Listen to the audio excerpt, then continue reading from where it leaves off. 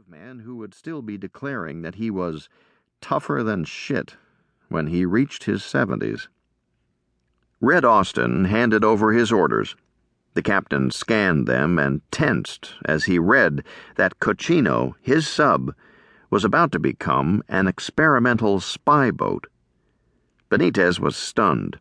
Cochino's mission was already complex enough.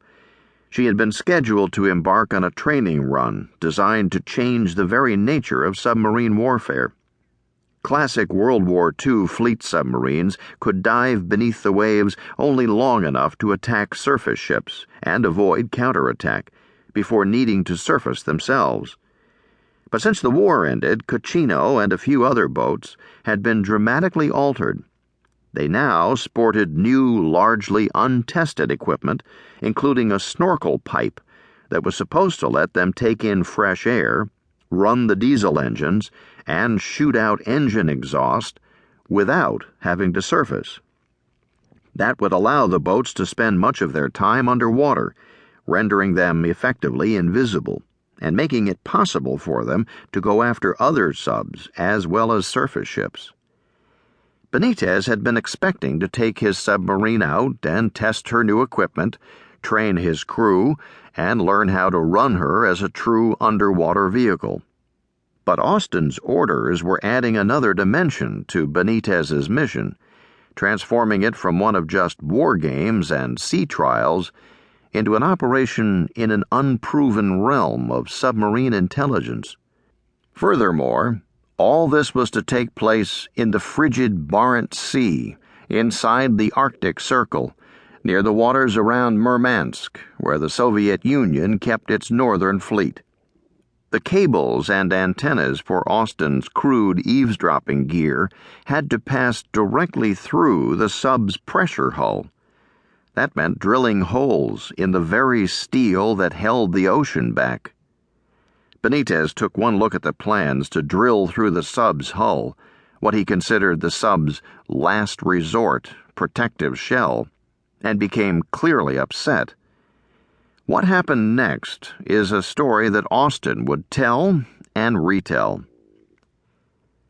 "Drill holes in the pressure hull?" Benitez said loud enough to get the attention of his executive officer and chief of the boat, who came running. Drill holes without direct orders from the Navy's Bureau of Ships, which was supposed to oversee all submarine construction and modifications? "You got anything from Bu-ships?" he demanded. "No, sir. This is what they gave me," Austin replied. In a hapless gesture at conciliation, he added, "They're going to be small holes." Austin waited for a reply. There was none. Instead, Benitez turned and left the room.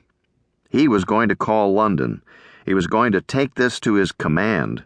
At the very least, he was not going to stay and argue with Austin.